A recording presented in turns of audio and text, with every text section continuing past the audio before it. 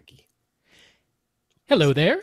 Welcome to AV Rant. This is the behind-the-scenes broadcast. As such, there might be some audio dropouts because we're just using Google Hangouts. There might be video glitches. I'm going to be talking about images that you may or may not be able to see, depending on who's talking at the time and if I manually switch cameras or what all.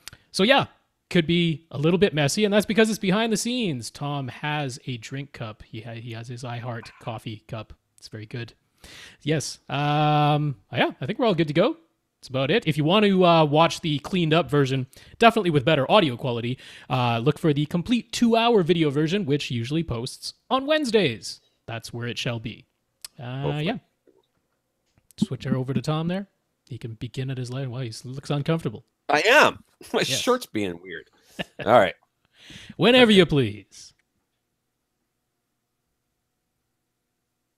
1 minute, 24 seconds. Okay. Welcome to another edition of AV Rant. I'm Tom Andry, and I'm here with Rob H. This is AV Rant. It's your home theater and AV questions answered. This won't matter to the audio only listeners, but we're recording on a Tuesday again in the afternoon, 1 p.m. Eastern Daylight Time. That's all my fault.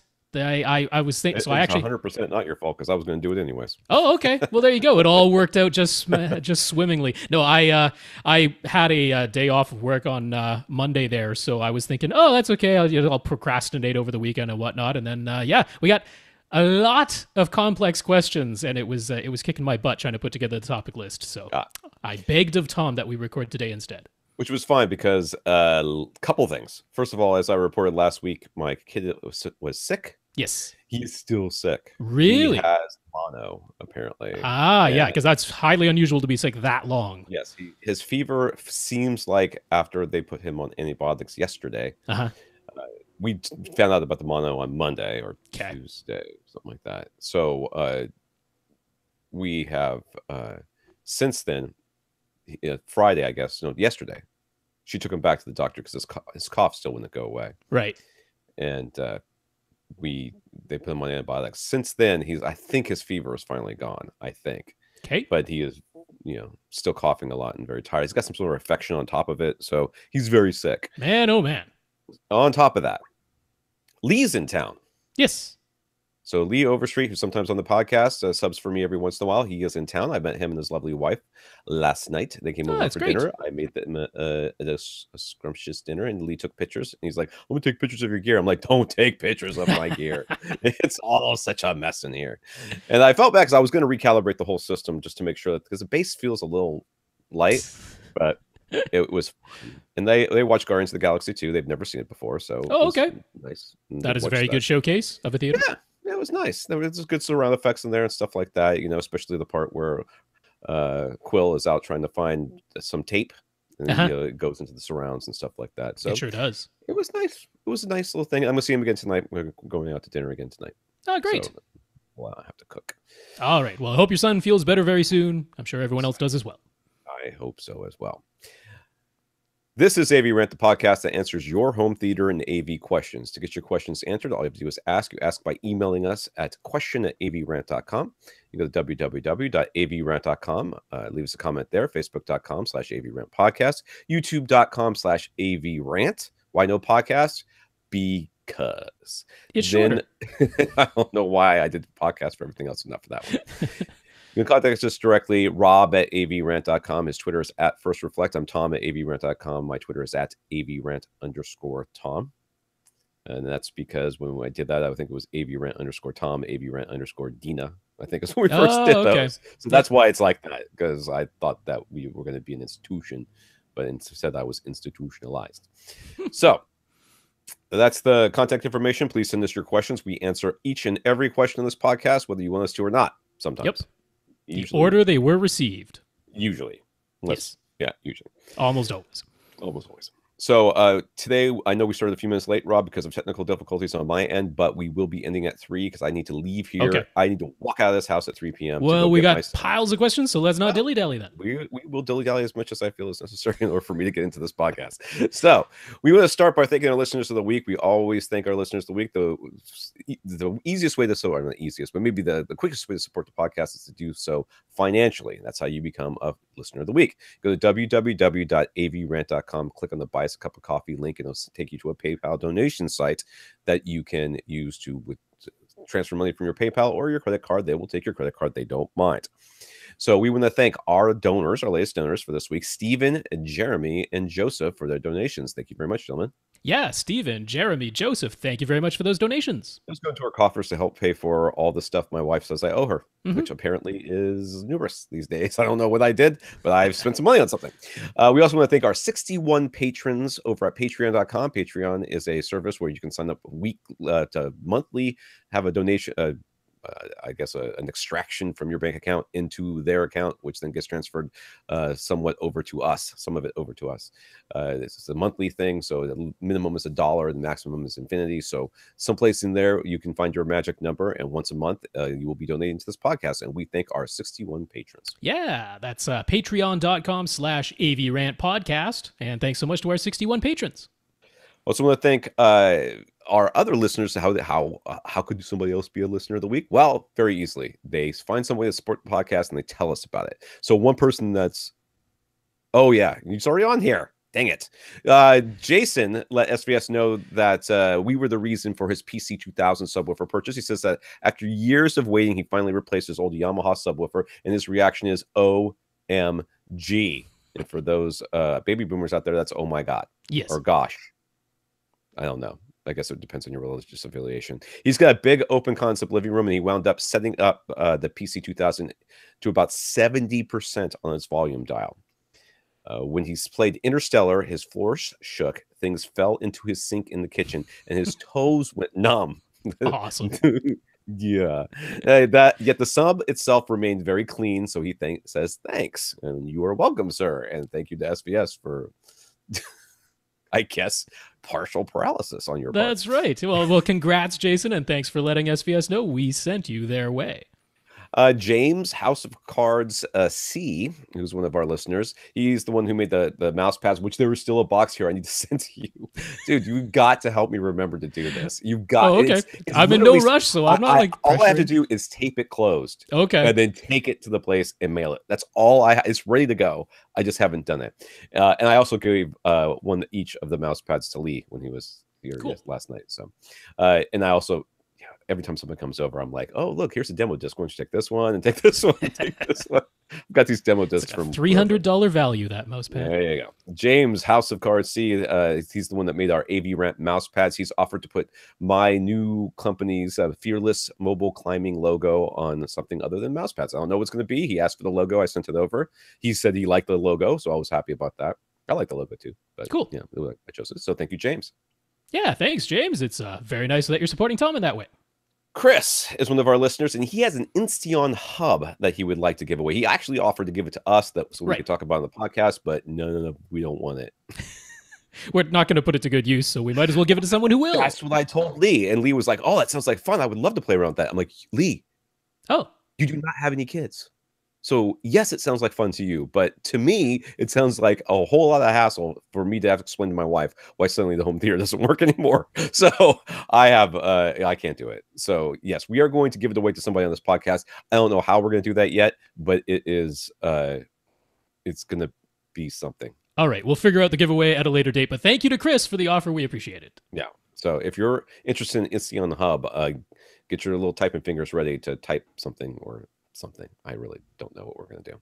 In the news, according to Audioholics, Dolby has sent out a new mandate to all of their licensee partners with new restrictions regarding upmixing. According to the new mandate, they'll no longer allow DTS, Neural X, or Oromatic upmixing to be applied to any Dolby signals. If the original recording is encoded in a Dolby format, the only upmixer allowed would be the Dolby Surround upmixer. While they're claiming this is for quality control, they're still going to allow receiver manufacturers to apply their own proprietary DSP listening modes to Dolby signals. So it appears as though this is more about boxing out DTS and Aural rather than actually caring about the quality of the sound. So that sucks. We should hopefully expect to see more DTS X mixes than on discs. I guess. I mean, they might decide to do the same thing. When the Denon and Marantz, the first Atmos receivers came out, the first ones that also did DTS-X, this was the case out of the box, where if it was a Dolby signal, you could only use Dolby Surround Up Mixer. If it was a DTS signal, you could only use DTS Neural X. But then they later firmware updated that to allow cross-pollination of the up mixers, which Yamaha and Onkyo had allowed all along. Right, sure. So now it's like kind of taking a big step back to the way things were originally on Denon and Marantz. So yeah, it's a little bit strange. That's not great for those of us who use front wide speakers, because the Dolby Surround Up Mixer never puts any sound into the front wide speakers, but the DTS Neural X Up Mixer can. Right. So yeah, not quite sure what's going on there, but I guess that's what they're gonna do. We'll find out. Somebody needs to boycott somebody to make it not happen, I guess. Sony's X700 Ultra HD Blu-ray player got its Dolby Vision firmware update. It did? Apparently. That's what they said. I didn't know this. And it's currently the only 4K Blu-ray player that works with Sony's Dolby Vision TVs, but it's also hilariously poorly implemented. You have to manually activate Dolby Vision output. It does not auto-detect Dolby Vision discs or streaming content. And then if you've manually activated Dolby Vision output, everything gets a Dolby Vision flag added to it. So even HDR, even standard definition content gets your TV's Dolby Vision mode. So that probably looks like trash. Yeah, that is not how you should implement Dolby Vision. I mean, again, going back to like Apple TV 4K when it first came out, if you put it in Dolby Vision mode, everything was in Dolby Vision mode.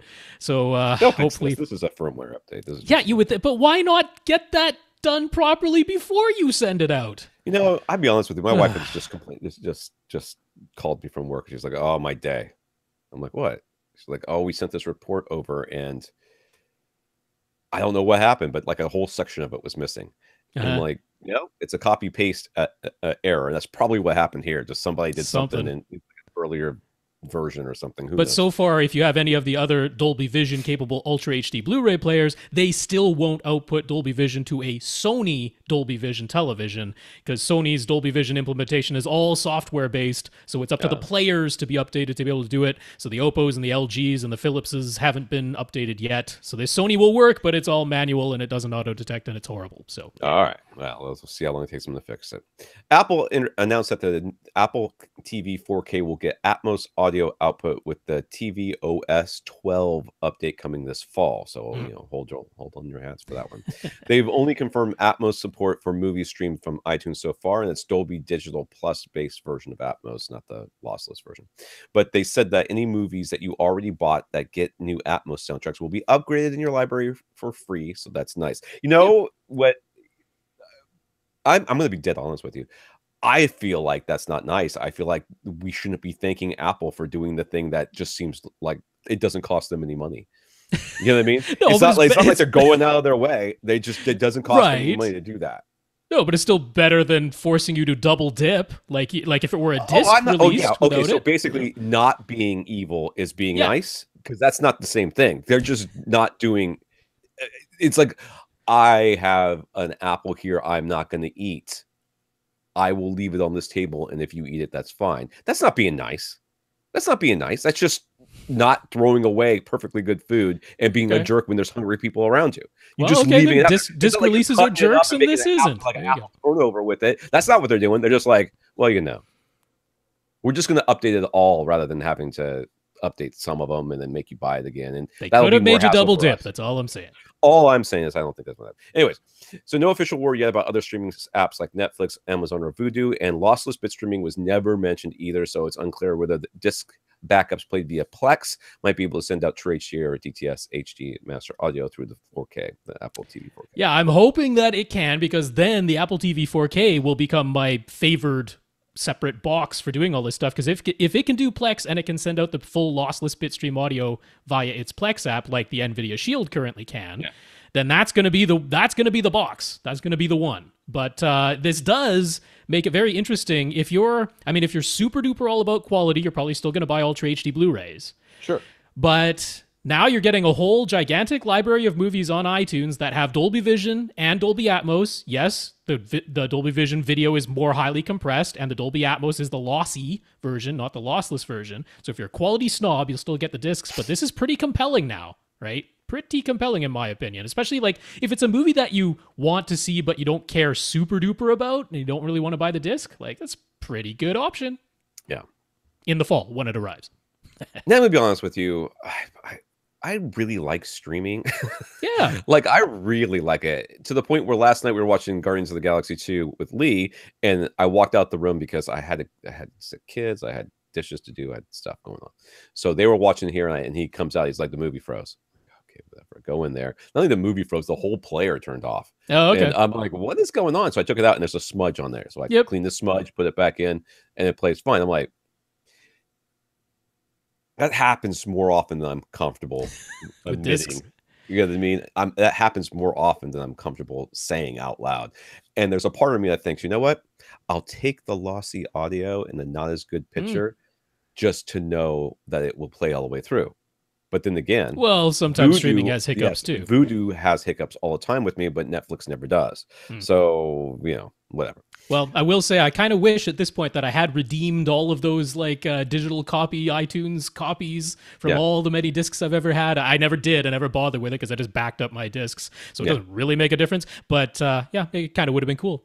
Yeah. They would have been upgraded along the way. Some comments from our listeners. David, a very sad update. David is the fellow who's been struggling with a very slow JVC projector HDMI handshakes that happen anytime he changes channels on his DirecTV box between the 720p channel and 1080i channel. After the HD Fury Vertex failed to solve the problem, Rob suggested via email giving the much older Dr. HDMI device a try. That didn't work either. Yeah. So other than swapping out either the source or the projector, there doesn't seem to be a solution. So it looks like somebody's going to buy a projector. So that old Dr. HDMI, that was an EDID editor. And it does the thing where if you had a source that was expecting to be connected to an HDCP, whatever version display, you could sort of fool the source into thinking that the display was allowing that signal type. But it doesn't work the other way around, which is what we need here, which is convincing the display that it's always seeing the same source. It works the opposite direction. So that didn't work either. All right. Well, sorry, dude. I know. Roger sent us a whole bunch of detailed information about oversampling. Mostly, he wanted to point out that CD's 44.1 kilohertz sampling rate necessitates a brick wall low-pass filter at the top, since you only have the frequency range from 20 kilohertz up to 22.5 kilohertz to completely roll off the signal. Otherwise, frequencies above the Nyquist frequency will be captured, causing aliasing in the audible signal. Oversampling to 192 kilohertz, 96 kilohertz, or even just 48 kilohertz is a far less aggressive filter can be applied, reducing the chances of any audible filter artifacts or unintentionally capturing frequencies above 20 kilohertz, as aliasing in the signal. I have no idea what any of that means. I mean, we've talked about some of this stuff in previous episodes, but that is going back a long way. So when we talked about oversampling last week, these were some details that were left out. And it is primarily, like I was saying, the reason to do it is if you're going to manipulate the signal in some way, primarily. Well, yeah, but these things being captured, that's at the recording stage. That's at the capture stage. It can happen after the digital to analog conversion stage as well, though. Filters need to be applied all over the place. Right. But when we are the disc itself, all that stuff, by the time you get the disc, it's not like on the CD itself, none of those frequencies exist. They don't. It's just not there, so you can't up converting it at that point, which was the thing that we were talking about. That the player would do, but it's when it's converted it into the analog domain, and then maybe you're applying some filtering or tone controls or whatever to it. That's the reason to do it, so that you can manipulate the signal. Then you can move all the noise up into the super. What would you? What's above what you can hear? It's not supersonic because that's fast. Oral, super oral. I don't know. Anyway, ultrasonic. That's the word I'm looking for. Into the ultrasonic frequencies that are above what we can actually hear, and then you can apply a filter to it. And he's correct, right? If you have a greater sampling frequency, then you can apply a less aggressive filter. A signal, a disc that has 44.1 kilohertz sampling rate on it, and then up converting it to 192 doesn't do anything. No, I mean, it doesn't gain you anything. No, this is only if you are manipulating the signal, potentially polluting it with extra noise and that type of thing. This allows you to filter that off and bring it back down to 48 or 44.1 without having added any noise to it. So just a detail that we left out. If you want to learn a whole lot more about digital audio in general, I mean, Wikipedia is actually a great resource. There's tons of information if you want to peruse it, and we could spend a whole podcast just on that, so we won't. Yes. Luke. Let's get to the questions. In the land of computer monitors, high refresh rates, 120 hertz or 144 hertz, adaptive frame rate syncing, AMD FreeSync and NVIDIA G-Sync, and 1440p resolution, sometimes called 2.5K, are quite common. But flat panel TVs and especially projectors don't seem to follow suit. So he asks, I guess, 1440p monitors are less expensive than 4K monitors. So why aren't 1440p flat panel TVs being made and sold at a price point lower than 4K TVs? How confused do you want the American and not America, but the public to be to have to deal with this? I see no. Well, I mean, you're talking to a guy who didn't think there was a reason to have 4K to begin with. Okay, so having 2.5K does not in any way encourage me to go out and get it. I just don't see a reason for it, at least from the consumer level. Primarily, I mean, so on a computer monitor, it makes sense that you want every extra amount of resolution that you can because we're worried about text on PC monitors, and you're very close to the screen, so you don't want any sort of screen door effect or being able to see individual pixels. So the more pixels you can throw on a computer monitor, the better, and then your computer can generate your images at whatever resolution. But on a television, they are completely adaptive. I mean, like if you can take whatever the image that you're looking at, and provided that it's got the resolution involved that it needs, it can scale that to anything that you've got. To a certain point to where it starts to blur naturally. So, TV signals and, our content has to be at the resolution of the TV in order for it to be a 1-to-1 pixel mapping, or you're asking the TV to start scaling things. So that's just it. Yeah. If you want, let's put it this way. If you said, we're going to start putting out all of our discs in 16K, it's all going to have native 16K resolution, and then you can put it on whatever TV you want. Well, the 16K can come down to whatever resolution your TV can do a lot more easily than taking VHS. What was VHS? 480? No, it was 320. 320. Take 320 and scale it up to 4K. That's going to be blurry. The other way around is okay, but that's not what we're talking about. We've got now, two types of content, basically 1080p and 4K. That's right. So your TV has to be somewhere in that range. And it would be nice if it were one or the other. If you had a 1440p flat panel, then every video thing that you're watching on that television has to be scaled. Right. So why would you do that? Why wouldn't you choose either the lower HD resolution that a ton of content it is, or 4K resolution, which now a growing amount of content is in? 1440p, no video content is produced in that resolution, so it doesn't really make sense for a television. And the second question he asked, why isn't the same thing happening with projectors? And it's the exact same answer. There's no real need for it. I do believe there actually are some 1440p projectors, but of course they're data class projectors with horrible black levels and colors that wouldn't look right for video at all. Class stuff where you're actually using it with a computer. With a computer as your only source. That's right. Yeah. So remember, because what we're talking about here, yes, there's no reason why you couldn't make those displays, but if you make those displays, you need either content or a source that either is at the right resolution or does the scaling for you, generally speaking. Yes, the TV itself could do the scaling, but why would you buy that and have to have it scaled when you could just buy a 4K TV, or a 1080p TV, which would also scale? And there's lots of them, and it'd be cheaper. So there are sub $1,500 4K projectors now, but they seem to be sacrificing on black levels, wide color, and lens quality to hit that price point. Meanwhile, there are some pretty darn good 1080p projectors at low price points. So do they only care about disc resolutions, 1080p and 4K, or could a 1440p resolution class fit in between? I mean, like Rob said, there's already some out there if you really want to buy one. But they're not aimed at video reproduction. So yeah, it's the same thing. If you're worried about video reproduction, you're going to worry about video resolutions. So, you're going to make the 4K projector. Could somebody make a 1440p projector? Sure, but they're probably going to sell even fewer of those to video files. And the projector market is already a tiny subset of display sales. So what are you going to make? You're going to make 1080p projectors, and you can make inexpensive ones that are pretty darn good for video now because they've been around for a long time, or you're going to make a 4K projector and charge more for it. It doesn't really make sense to make a 1440p video projector. The fact that you're the first and probably only person that's ever asked this question should tell you how big it might come along more, but because of what he comes up later. So any reason to think projectors might support a 144 hertz or other adaptive sync technologies like variable refresh rate stuff anytime soon? This is an interesting question too, because sync rates, or this the number of times that image flashes on the screen, it's kind of a set thing. You're either going to get 60 hertz out of your content, generally speaking, or 24, right? And that is the number of frames that are there. So if you do anything other than one of those frames are going to be something that your projector made up, or your source made up in some way, or you're just going to have judder. Right. Yeah. So could they? Yes. Will they? Oh, no. Why would they? Well, the variable refresh rate, that's a maybe. I mean, that's part of the HDMI 2.1 spec, is having variable refresh rate anyway.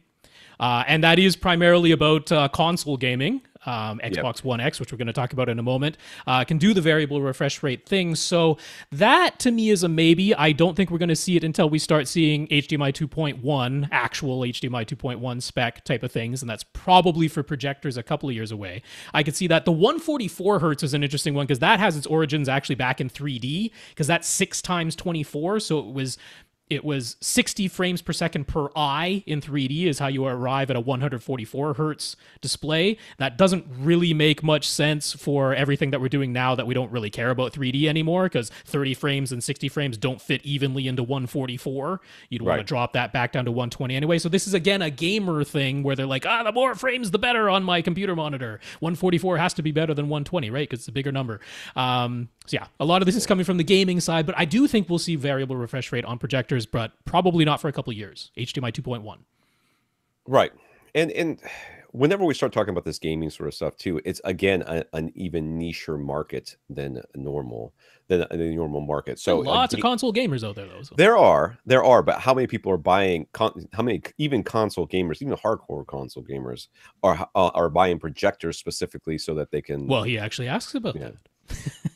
All right, well, we'll get to that in a second. Anyways, last time I watched my kids, did I talk about this last week? They were watching a Minecraft video, a guy playing Minecraft, and he kept jumping as he was going. Instead of just running straight, he jumped the whole way, and I almost threw up. I mean, I've never gotten motion sick in my theater before, and I was like, I have got to get out of here. I am going to puke all over this floor. This is just, I had to go take a nap. I told my wife, I'm like, I'm sick. I'm lying down. I'm out. Xbox One S and X are now supporting variable refresh rate output, and Samsung is implementing variable refresh rate syncing on some of their flat panel TVs. This all seems to be aimed at gamers, since adaptive syncing doesn't have much application for any sort of video playback. But a huge image would be helpful for gamers too. It's not always the case, but let's go on. So is there a technical limitation preventing this from working on projectors, or is it just a lack of will to market projectors to gamers?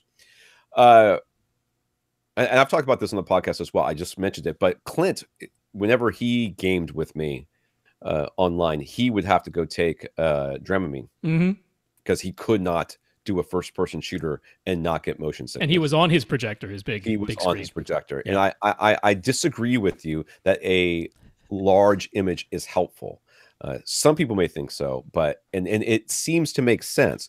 But the reality is, you kind of want you want a large enough image in gaming so that you can see everything on the screen very clearly without having to move in any way, shape, or form. A really large image can make it so that you have to move your eyes, and you don't have time to move your eyes and refocus in gaming. You want to have everything right there where you can see it. So I think there is an optimal image size, and I don't think that the projector is necessary to get that optimal image size for gaming.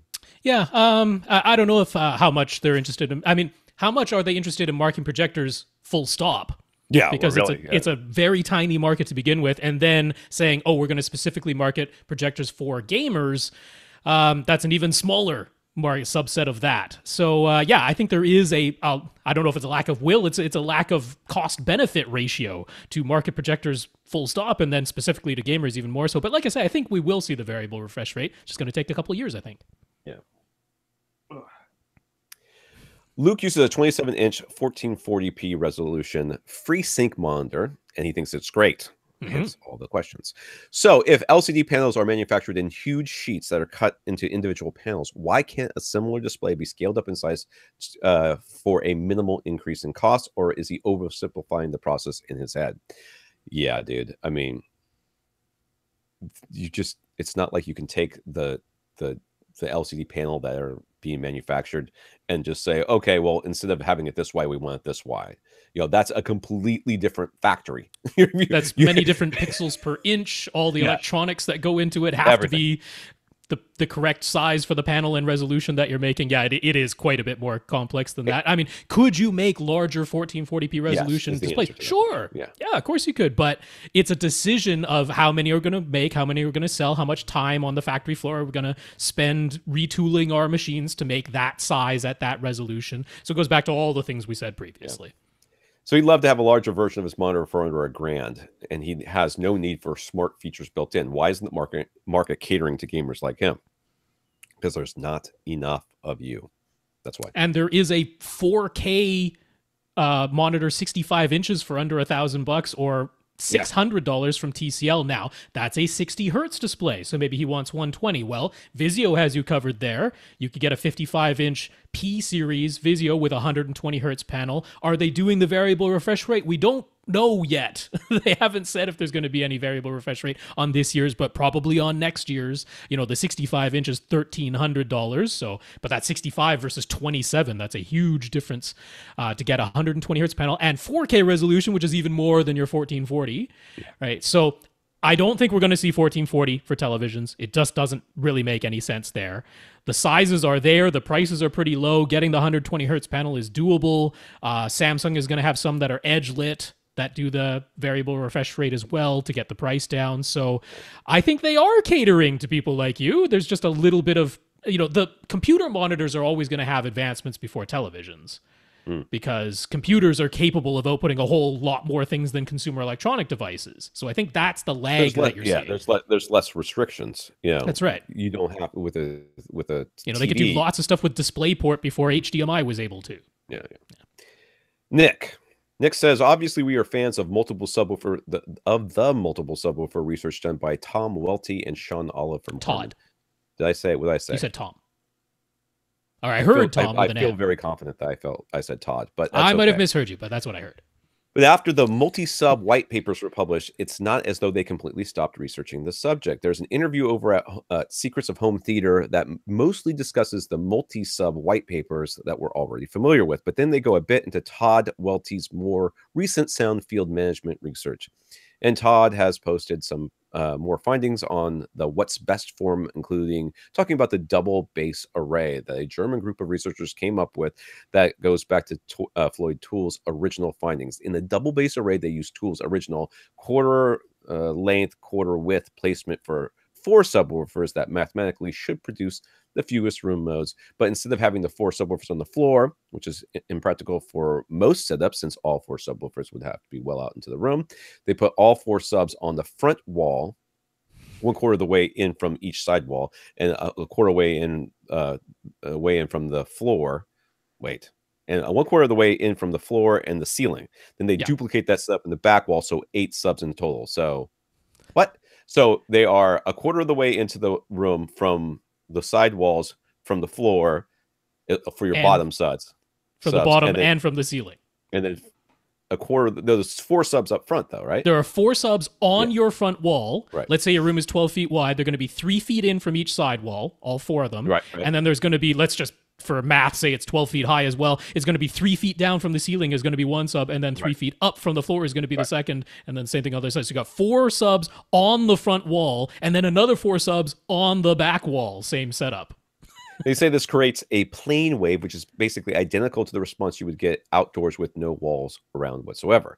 Tom Welty compares this double I heard Tom again. That time I said Tom for sure. Todd Welty compares this double bass array to a sound field management solution. What are our thoughts? Well, if I read that correctly, the basics, his thing was like, I mean, yeah, technically it's better on paper, but I don't even know better. I mean, it's replicating the outdoors but indoors, but it also only works in a not only rectangular room, but it has to be absolutely symmetrical, like it but has perfectly to be perfect. acoustically rectangular, which is like if you have one window, the whole thing falls apart because that is not the exact same reflection as the drywall wall that is opposite on the other side. Practicality of the entire thing, having your subs 3 feet off the ground, okay. Maybe sure, but 3 feet off the ceiling, nah. Well, I mean, I even mentioned the same idea of like a sub in every corner, and literally every corner, meaning again 8 subs because also the upper corners as well as the lower corner. Similar idea, and again, it would have to be an acoustically perfectly rectangular space for that to mathematically work. Now, that's a wonderful experiment to just see if the theory holds true in practice. That's a wonderful thing to do, but in real world practice, what he's doing with sound field management, and hopefully we'll get to the questions that are dealing with that. Sound field management is the brute force approach of you put in however many subwoofers and you place them wherever they fit in your room. And then you measure every single one of those subs at every single seat in the room. And then you either do the math and crunch all the math, having measured them one at a time, to put together whatever scenario you're looking for, which is flattest response possible at just one seat, or most uniform response possible across all seats. Whatever it is you want to do, you can crunch the math. Or you can do what they're actually doing with some of their Arcos setups in their JBL synthesis systems, which is multiple microphones measuring at multiple locations, measuring multiple subs, simultaneously and in real time adjusting one sub at a time in its delay and its gain and its EQ per sub, and doing that all in real time. That's the full sound field management he's talking about, so that you can see in real time what gets you the most uniform and flat response across all of the seats that you're measuring all at once. That's a tremendous amount of processing power. It's why it's not readily available to the public. It's not something you can download or buy, but you can have a JBL synthesis installer who's certified in this whole process come in and do that for you. It's a lot of money, but it works. Of course it works. Curtis has often heard us say something along the lines of, we want to get you down to 20 hertz, or we want you to get a sub that can genuinely play down to 20 hertz. How exactly do we determine if a subwoofer is capable of doing so? Do we just go by the CEA 2010 measurements? It depends on the subwoofer manufacturer. If some subwoofer manufacturers, I just flat out believe. I've had enough of their subs be tested individually and externally, and have them either measure exactly what they claimed, or their claim was conservative, which is kind of SVS. SVS is really accurate, and I've actually had it. I'm trying to think of the companies that have been a little bit conservative with their measurements, but I think HSU sometimes. Sometimes. Direct.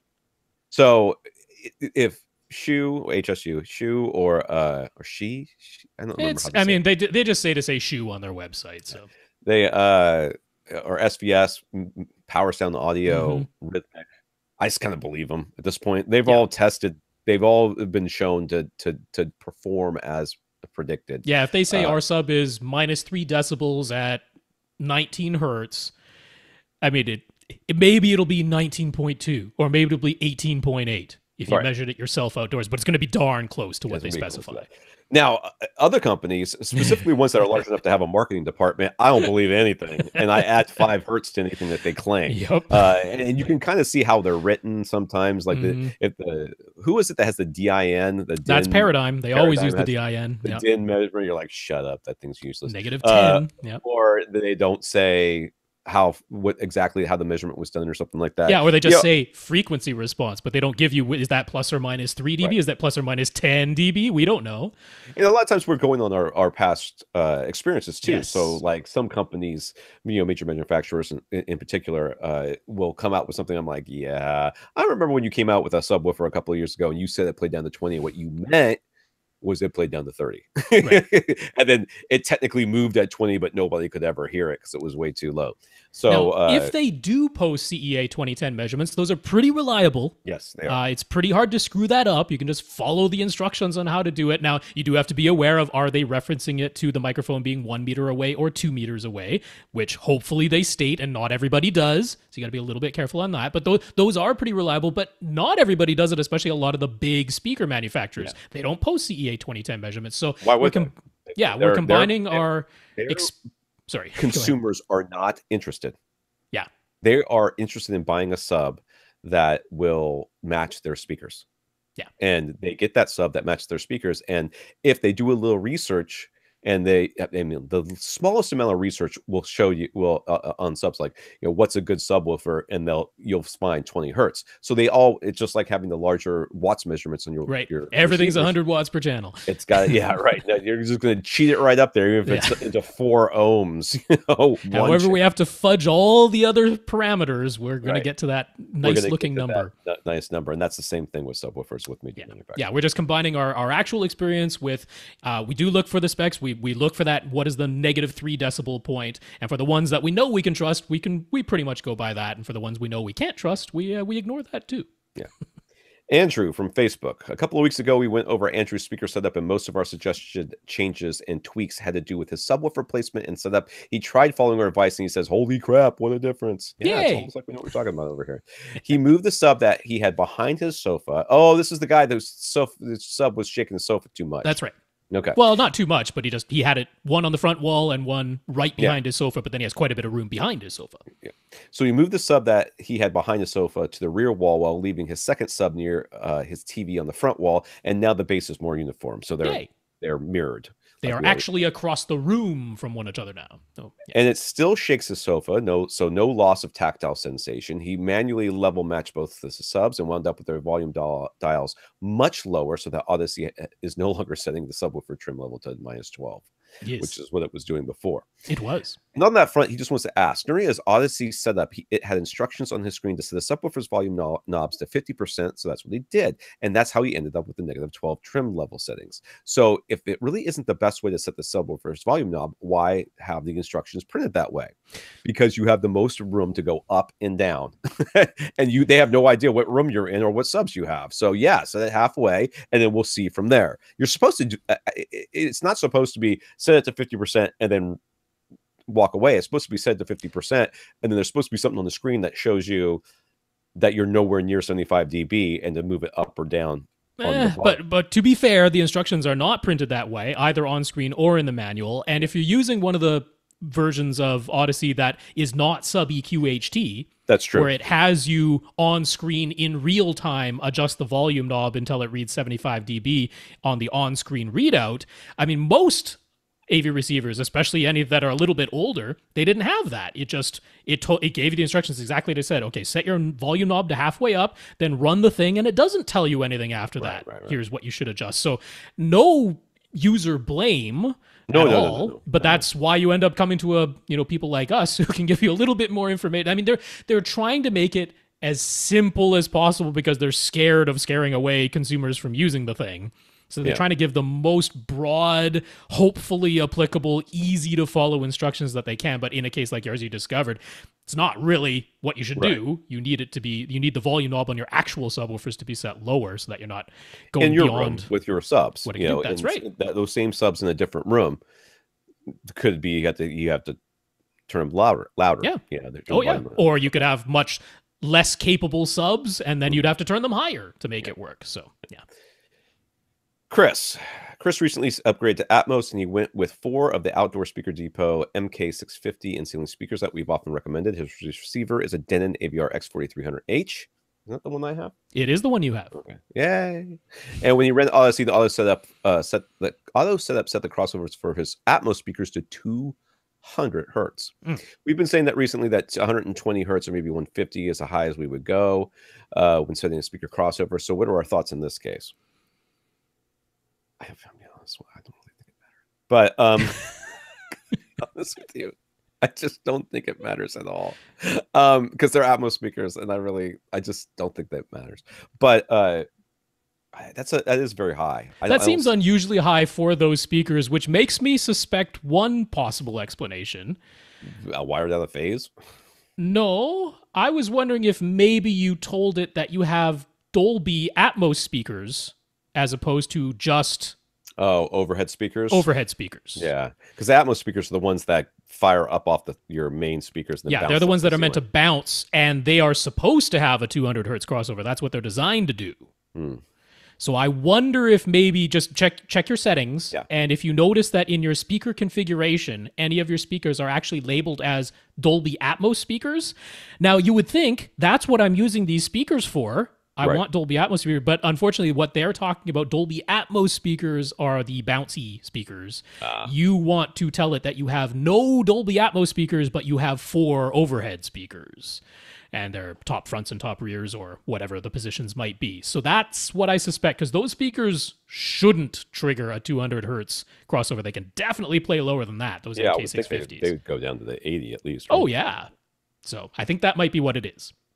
All right. I'm trying to log into my thermostat so I can see what temperature it is in here. You and your thermostat. It gets hot. It's Florida. You should take Chris's Insteon hub so that it can automate the whole thing for you. I've got the Ecobee. It should be automated itself, but whatever. Nope. Okay. Manual control. Just instead of walking over to the thing on the wall, you do it on your computer every time. I know. It's set correctly anyways. It's just hot in here. Chris on Twitter. Chris's living room is 16 by 11, but then it's open to his kitchen, dining room, and a couple of hallways. So infinity square. Unknown amount of air, yes. He's had success using 3 subwoofers, 2 in his rear quarters and 1 up front, but they are Samsung 10-inch subs that definitely do not play down to 20 hertz, so he's looking for an upgrade. Okay, before we go on, do not expect to have the same success when you change subs. Do not assume that you have found the perfect placement, because your subwoofers are not playing. I almost want to go subwoofers. There's air quotes I'm doing there. Are not playing down, or not playing many of the hertz that you are looking to get with your new subs. So once they start playing those hertz, you may find out that your room is not, your placement is not at all optimal, but we will see. So his total budget for subwoofers is about $2,000. He's looking into the idea of putting PC2000 in each rear corner and using those as his surround speaker stands. That way he gets more bass output and his wife stays happy with the look. Okay, well, that's not so. Yeah, so I talked to him a bit about it on Twitter, and he's like, "Nope, that's what he wants to do." Because I was like, I don't know if I'm super on board with the idea of the 2 subs both in the rear corners, and that's just going to be it. Why is this thing so purple? What is with the purple? I don't know. Is that around the TV? Is that a screen? What is that? Seeing? Oh, the other picture. Okay. Yeah, there's another picture of the front of his room. Yeah, that looks like purple around his TV. It does. I don't know. I'm a little confused as to what I'm seeing here. Anyway, in any case, at the back of the room, yes, he wants to have 2 of the subs at the back of his room, and he wants to put his surround speakers, which are currently near the ceiling. No, those are his top middles. So he's got you can see right in the corner there is one of his surround speakers. So he's doing a 5.3.4 setup right now. Oh, I see it now. It's right next to the lamp. Yeah, right next to the lamp. Yeah, and you can kind of see the other one poking behind the lampshade on the other side there, of what would be his right side. So yeah. Okay, with his current 10-inch subs, he found that he needed a 3rd subwoofer up front in order to achieve even sound and bass. His TV is above the fireplace, and there are built-in shelves to the right. One of his 10-inch Samsung subs fits into the space at the bottom of those built-in shelves. That space is 13 by 20 by 16. 13 wide, 20 deep, and 16 tall. That actually does sound like quite a few subs, I know. Sure. So could he say put a SB1000 in there and still get good results, or what would we recommend? I would not recommend an SB1000. And I don't know if that'll fully fit. So it is listed as being 13 inches wide. So if that space is exactly 13 inches, that could be one heck of a snug fit. So I don't know. And that is the smallest out of like the subs that we recommend on a regular basis. That is definitely the smallest one. Everything else, I looked up the sizes of like everything else that we consider to be a small-ish sub, and they're all at least over 14 inches wide, other than the SB1000. That is the smallest one. Yeah. I am... Okay, so...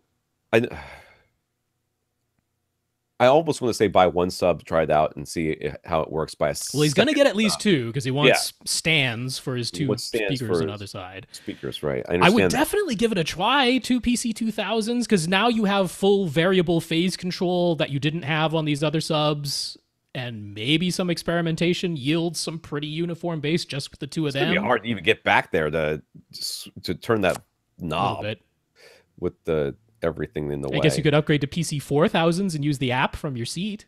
It's a heck of a lot more money. It went well over $2,000 if you got a pair of those. Okay, so I think Rob and I are going to be in agreement with this one, but we're going to say get the two subs and try it before you in any way decide to buy another sub and decide that it's already going to be perfect inside that little thing. Because I certainly don't mind dual PC-2000s in here. That's not the issue. That seems perfectly It's reasonable. just whether or not you're going to be able to get uniform. So I would try it with just the two of them first. Yeah. Now let's just go on the presumption that that doesn't work and he does need a third sub. My thought was maybe you get a third one and you put it in that space that's to the left of your fireplace. It's not going to perfectly fit in there, but there's something of a corner created by the partial wall and the left edge of the fireplace. Right, where the bellows thing is right now to the left of the TV. So there's a half wall there, and it's a little hard to see with if this fireplace actually sticks out. I think it's an optical illusion, but it seems like it sticks out a bit. Well, I think so, because you got the shelves on the other side that are definitely forward of the wall. And it looks like it's forward of that. So yeah. So maybe another cylinder just stands itself up there to the left of your fireplace. Yeah. That's my thought. Yeah, that SB1000 is just not... It's not going to keep up. Fits in there. It's not going to keep up. It's not going to keep up, and which means that it is SVS, but so it will not break, and it will not... It's unlikely to make a lot of unwanted noise down there, though it could shake itself into a wall. I mean, it's going to be real tight. I mean, the only other thought is to spend a lot more money and maybe get a JL Audio, right? Are they even that thin? Well, you can get like the 8-inch one. The 8-inch one will fit in there. Yeah, but that's gonna. Well, jeez, it's gonna be a lot of money for an 8-inch sub. Yeah, just to make it fit. That's the only reason to do it. Right. I say get the two and then resign yourself to playing with the phase knobs to begin with, and decide. Don't give up on that. Like, because that is your best. Exhaust all possibilities with that. Yeah, that is your best option right there. Because after that, it's going to be a bit of a hassle. He already has front heights and top middle speakers mounted up high on his front and side walls. He'd like to stick with a 5.3.4 setup, though we're suggesting 2.4 setup. But his wife would also like a pair of speakers outside, and they've gotten used to their Onkyo receiver that has Chromecast built in. While Onkyo has made several receiver announcements recently, they haven't said anything about new flagship 11-channel models yet. So you just wait to find out what they have to offer later this year. Why can't you just buy a Chromecast? What does he want? I mean, he's an Onkyo fan, so I don't have any beef with that. I don't either. I mean, if you really want to wait for the next Onkyo, knock yourself out, dude. There's nothing wrong with that. But not only that, I mean, the current ones they have out there. So this would be like the RZ, 3100. Yeah. I think that's the one that has 11 amps built in. So I think the idea would probably be to wait for the new ones to start trickling out, and then the price drops on the 3100. Because feature-wise, I don't see what a new one is going to really offer over the 3100. It's going to be stuff you probably don't care about. Yeah, so I think that would be the way to go. So it'll be coming. They will have. Onkyo is just like Denon, is just like Yamaha. They release new receivers every year, whether they really need to or not. They just do. Yeah. So that'll be coming. I think that's a fine idea. If what you want are 11 amps built in, so you can power 9 things inside and another pair outside, all from one receiver, then the price drops on the 3100 will be coming along later this year. All right. Earl got a pair of SVS SB16 Ultra subwoofers. So those are the sealed box 16 monsters. Yes. That's a 16-inch cube. They're nice, though. They're very nice. He put one in the front right of his room and one other at the rear left. He's been so impressed with them, he's considering getting 2 more. But if he does, he wants them to get even more output. So he's considered stacking them. Woo! Why? I don't know. Why? That's what he wants. Okay. First of all, you must have a heck of a room. I was going to say, why do you need more output? I mean, are you got the volume knob maxed on these things? I guess so. Is that the problem? I don't know. This is what he says he wants. Okay. All right. Gotta take you at your word, Earl. All right, Earl, you got some. We're surprised, but we're taking you at your word. I gotta say, it's not normal. Usually, you would say, "I want to return these and get something that has more output," and I would say, "Okay, we can find you something that has more output than that." But BB16 Ultras. I was gonna say, you could. Well, maybe he doesn't have the room. They don't have the room. They get bigger in every dimension, whereas this is only getting taller. That's right. So he's read that if he stacks a pair of identical subs, he'll get 6 dB more output. But since he'll have 2 stacked identical pairs, will he get 12 dB more output? I think that doesn't sound right. Nope. It's close. But we can work through it. So let's say you started with 1. Right. And let's just say, for the sake of argument, that 1 gave you 100 decibels of output, right? Now you get 2 and you put them diagonally across from each other. That would give you an extra 3. So now you're at 103. 103, right. Now let's say you go back to 1 and then you stack a second 1 on top of it. That gets you 6 decibels more output. So now you're at 106. And across the room, you're going to be...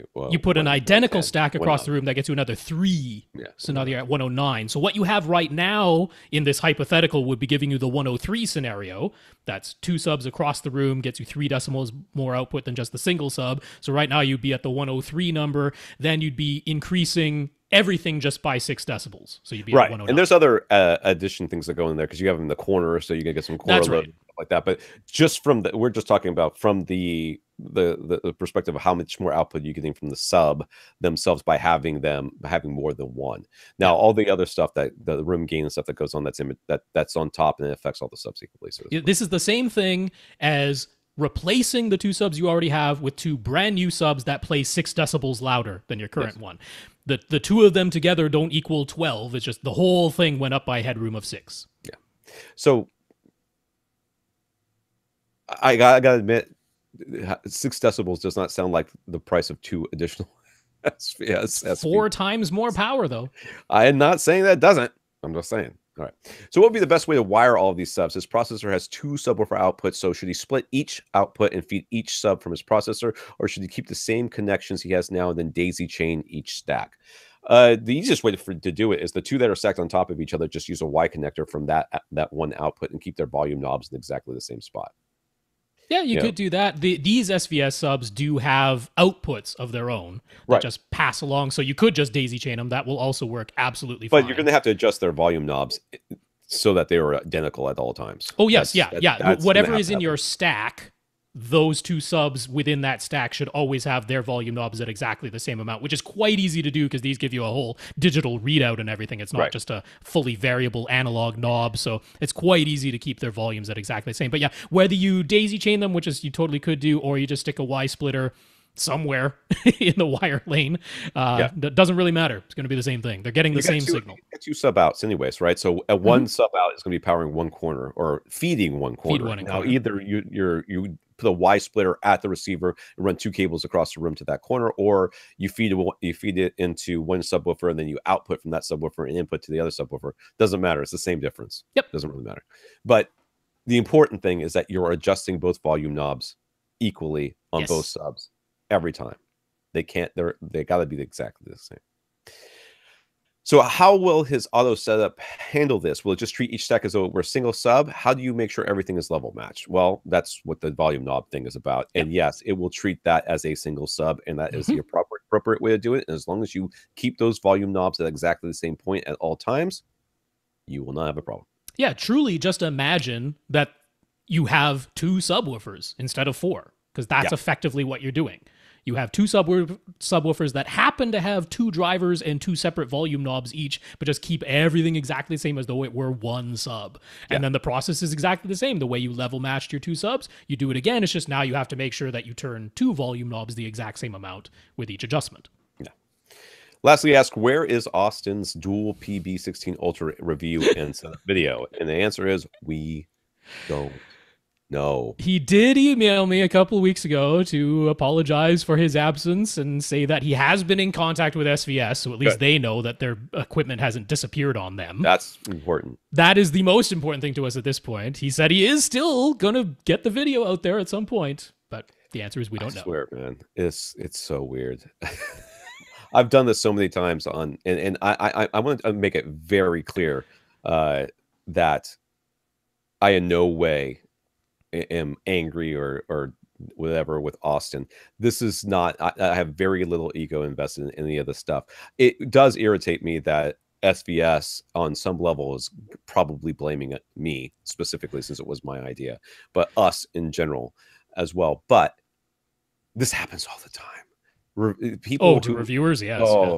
This happens all the time, especially brand new reviewers. And like Gene and Clint, when I first started working with them over at Audioholics, they were very hesitant because they send gear to somebody for the first time and it disappears into their house for years. They stop returning calls and everything, like things that they had done for free on the forums, reviews they had written 10,000 word reviews on the forums, suddenly can't put out a 500 it's a different thing when it's an actual job that you're doing. Yep. So I don't blame Austin. I'm not mad at Austin. I still consider him one of our friends, and he's still a friend of the podcast.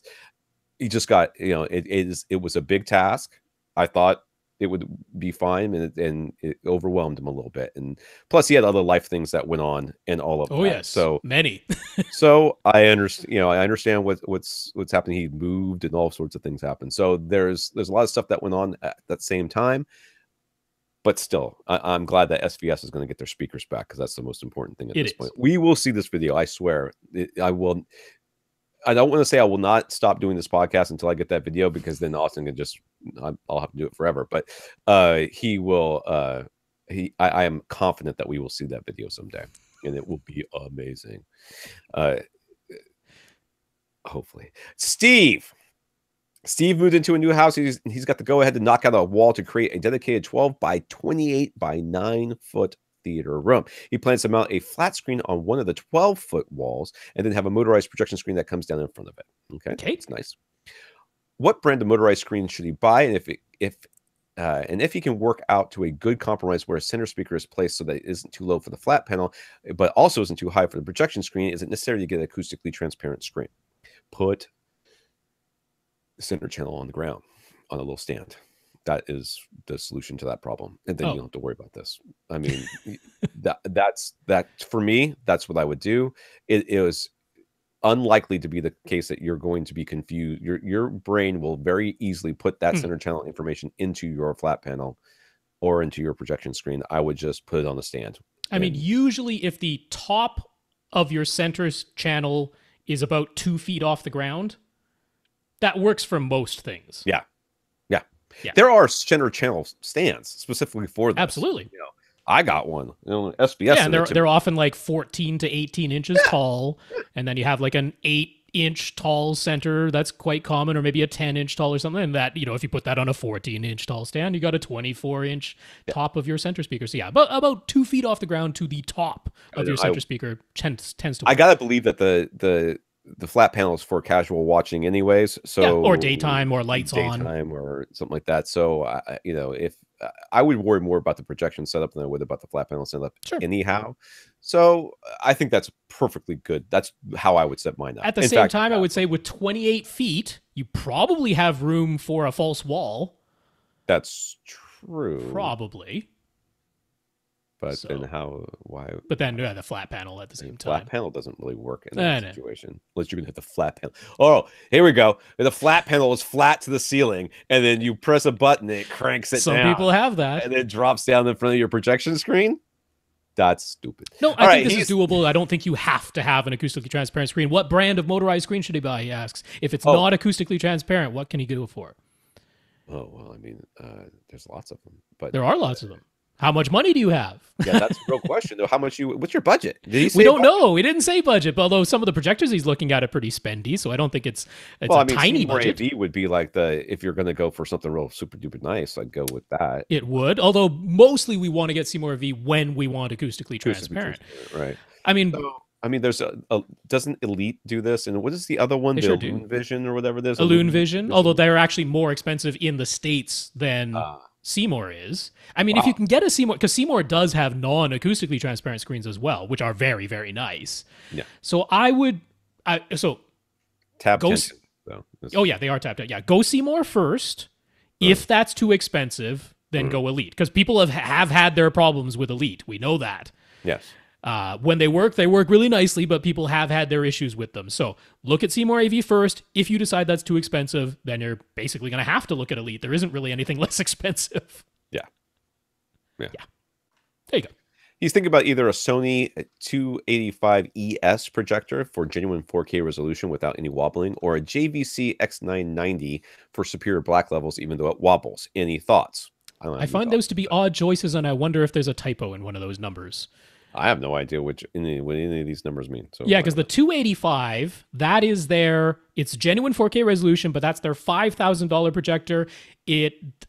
So it has a motorized lens, but no lens memories. I don't know if you'll need a lens memory. I don't know if you're going to be. He's not talking about multiple. Doesn't seem to be talking about multiple projection screen sizes, but it's doesn't have quite as deep the black levels. It doesn't have quite as they got it down to $5,000, so they cut some corners here and there. The 385 ES is the one that has all the bells and whistles, but it's $8,000. So then in the JVC lineup, the one I normally point people to is the X790. Which you can actually find for right around $4,500 these days. Okay, that sounds it's the price one that you would compare to the 285, and then the 990 is the supposedly hand selected parts, but the specs are exactly the same as the 790. It's just like hand selected parts. Yeah, I don't think there's any reason. What we use those are feet. Right? What other parts are there other than hand selected? Somebody's got to pick it up at some point. So I don't see any reason to spend like $3,000 more for the 990. So either I would go 385 in Sony, or I would go the X790. That's the one I would get. I would get the JVC X790. All right, there you go. Superior black levels, way more sensible price point. It's a 7.2.4 Atmos setup. He already owns Superior and Veris Grand Towers and Center. He already has an Emotiva XP-A5 amp. 2 rhythmic FV15 HP subs, and an Oppo UDP203. Any reason you should avoid using any of that equipment? He's already well aware how big the he already owns them. The FV15 HP subs are, so no need to warn him about that. He already owns all this stuff, so there's nothing here that I go, oh, it will not work in this room. All this sounds great. Really nice equipment too. It's all really nice stuff. Yeah, I 100% approve. So he doesn't have surrounds, I guess. He just has the front 3. Yeah, that's all he mentioned. Yeah. So he's considering either a Marantz AV7703 or AV7704 Pre-Pro. Thoughts? Get a receiver. That's my thoughts. My thoughts are buy a receiver. You can still use that XPA5 amp with a 7.2.4 receiver, and then you don't have to buy another amplifier. 300H, is for sure. Get that. Get that, and then power everything else. Or if you just like the look of the Marantz, they've got their 7011 would be a great choice. Yeah. And then that can power your 6 other speakers, your surround backs, and your 4 overheads. No problem. I don't see any reason for you to get a Pre-Pro in here. None. If you're just like, nope, I'm going separates, I don't care what Tom and Rob say, there's very little reason to spend more for the 7704. Right. He even detailed. He's like, I looked it up. He's like, the only differences I found. This is. Sorry, who are we talking about right now? Steve. This is Steve is like, the only differences I found were eARC, and I'm like, yep. Oro 3D already built in. Yep. And I'm like, yep. And what was it? Oh, there was some like HDMI diagnostics or something around. That's totally useful because HDMI's never screwed anything up. So, to me, there's very little reason. If you're just like, I'm getting a separates preprocessor no matter what you say, then I would say get the 7703. I see very little reason to spend more for the 04. If he goes for the Pre-Pro, he'll need more amplifier channels. Do not go for the Pre-Pro. Is Emotiva still the great deal they used to be, or is there a better deal to be had today? Should he go with an Emotiva XPA7? There's no reason why you can't go with Emotiva. I think Emotiva is a fine choice. Which you're going to be powering, though, because you've got 5 channels. Yeah, he would need 6 more. Your Atmos speakers and your surround backs, which are going to take approximately 3 watts total. Well, since he's got a 28-foot room, maybe he powers the surround backs with his more powerful one if they're way back there, and powers his side surround, because his side surrounds it's only a 12-foot wide room. Really, really close, yeah. So you could do your overheads and your side surrounds with literally a clock.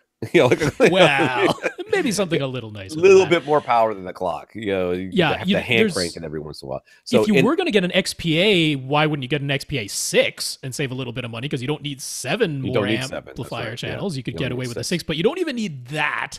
Right. He does need 6 more amplifier channels. So what? Just the A700? Yeah, something real. Sure. Yeah, something real. The A700 be fine. That's fine. He would like for all the remaining speakers, surround backs, and 4 overheads to be in wall and in ceiling. What brand models would we recommend? RBH. Oh, I was going to suggest AVRant since he already has AVRant. Oh yeah, I always forget AVRant has in-wall speakers and in-ceiling speakers. They sure do. I never remember that. Okay, AVRant or RBH. Those are my suggestions. I would totally go along with that. Yeah, so AVRants are $150 a pop. Whether you go for the in-walls or the in-ceilings, they're $150 each. It's pretty reasonable. They're going to match the speakers you already have really nicely. And no reason to avoid those. And RBH is very, very neutral, would totally work. So yeah, I agree. So could he actually go for 8 identical in-ceiling speakers and use 4 of them as the surrounds and surround backs? No. I'm going to say no. No, you cannot, sir. And they're just going to be too physically close to each other. You know, it wasn't entirely clear to me whether he was being like all 8 actually in the ceiling or if he just means using round-shaped speakers in the side and back walls as well. Well, I'm going with identical in-ceiling speakers and saying... Yeah, definitely don't put all 8 in the ceiling. Don't do that. Because even if you did surrounds and then top fronts and top rears or something like that, they're still going to... It's going to look like I connect the dots up there. But they're all going to be too close. But let's say he was thinking round speakers on his side and back wall. I guess if that's the look you want, there's no real reason not to do that. There's nothing that says that you can't. I'll put it that way. I think it's weird, especially when there's in-wall speakers and a lot of times in-ceiling speakers in particular are meant that, they assume that they're going like with attic above them. So they have sort of... They're deeper. They're a little bit deeper than your in-wall speakers where you're meant to be in a wall. So good call. That would be my concern about putting an in-ceiling speaker in a wall. But if you can and you really want to, I don't think it matters. I think it'll be fine. But we're mostly saying go for in-wall speakers and then for in-ceiling speakers. Yes. Yeah.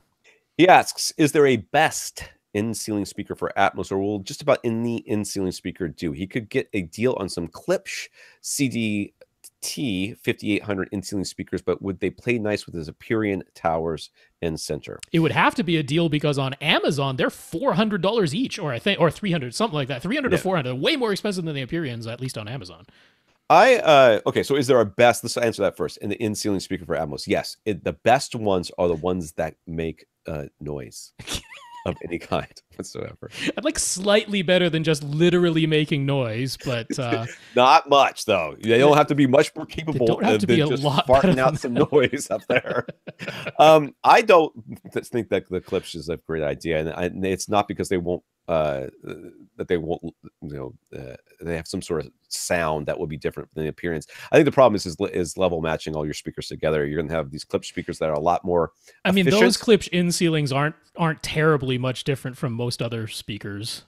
But yeah, they have them they were $399 each. They're $335 each on sale right now. I see that's each. It's $300 a pair for the AVRant ones that we know match. Let's say that he has a friend that's a dealer or something like that. Yeah, right. For half price or something like that.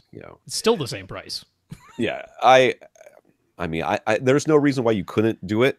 I would be worried about their sensitivity and stuff like that because Klipsch speakers are meant to be playing with Klipsch speakers. So plus your AVRants are going to be 14 feet away from you or something like that on the front wall. And yes, they're on their own amplifier, but to level match everything might be problematic, especially since those Klipsch are going to be basically right over your head. I would not, especially since unless you're getting these things for less than half price, right?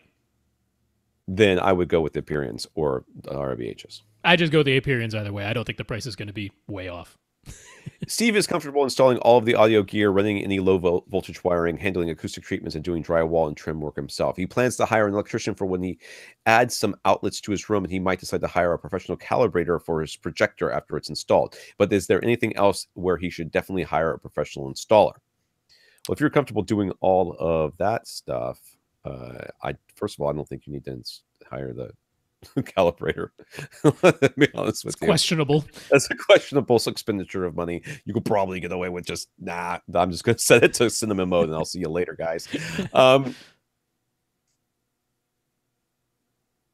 I mean, not unless you want 2 rows of seats. But if he's comfortable doing drywall and trim work and all that stuff, he should be able to build a riser.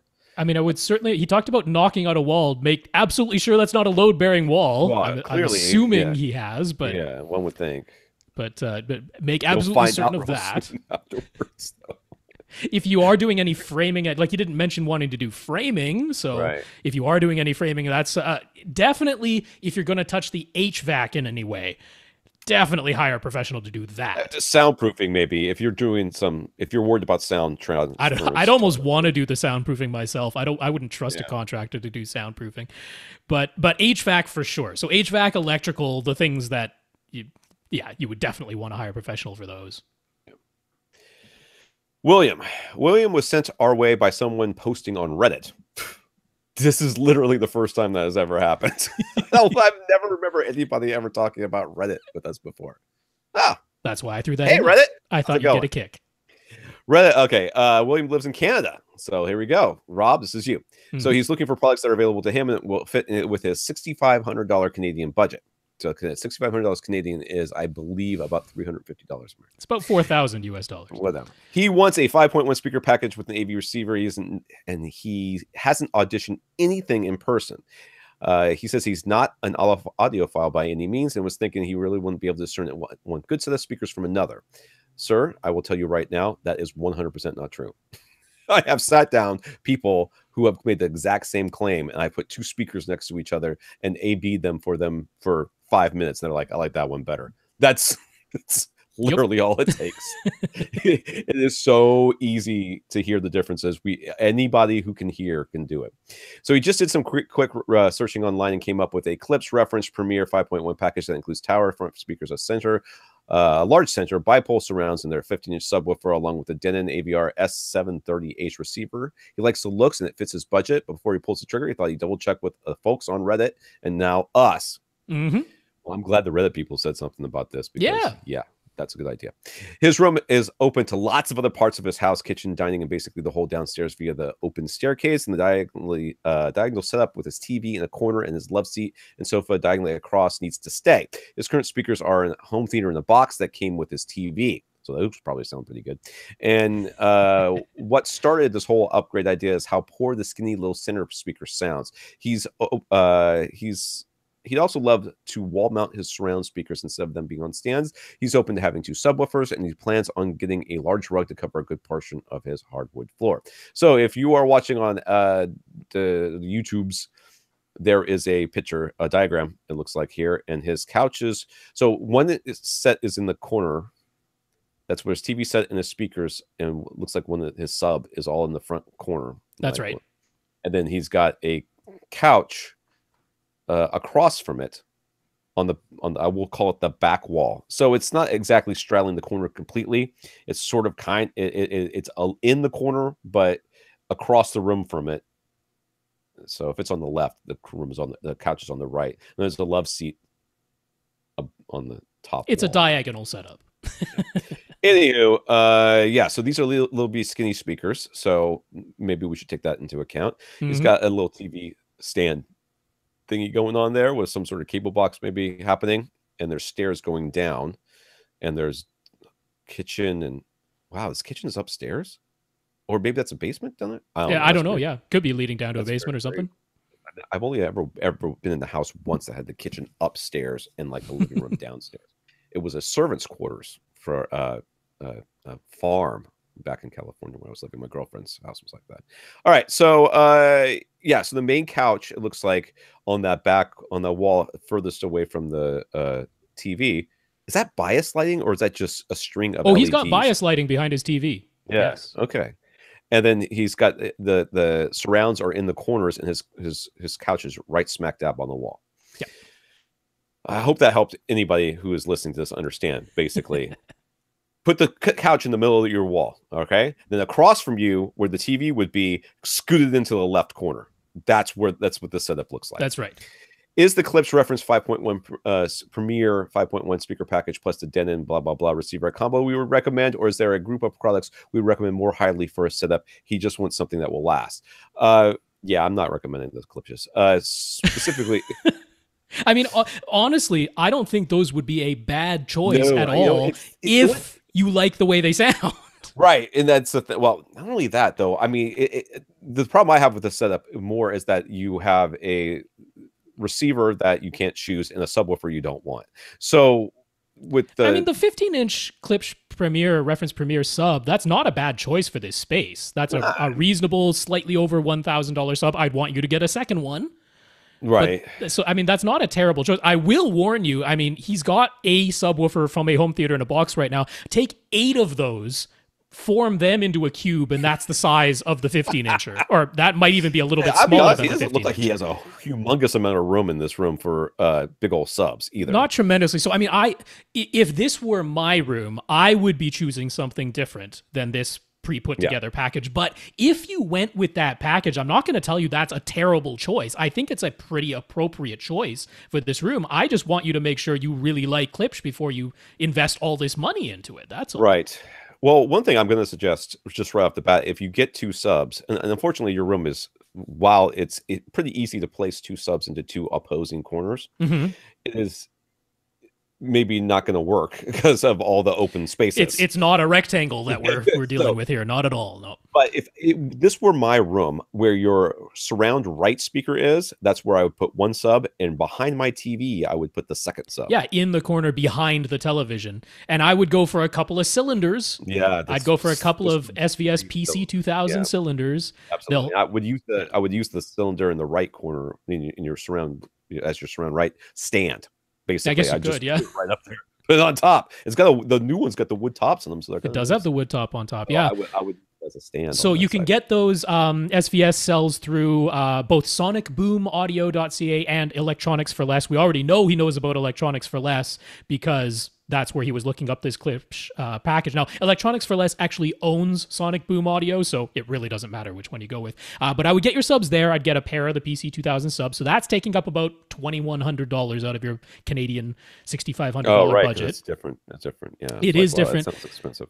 So with the 2 subs, and he's like, I'm not a super duper audiophile. Obviously, he's into surround sound. He's got this whole setup already, but he's not a super duper audiophile. He probably doesn't want to spend all day, every day tweaking the darn thing. Yeah. I would like you to get a Denon. I'm not going to move you away from Denon, but I would like you to get an X3400H. It's pretty hard to find the 3300H at this point.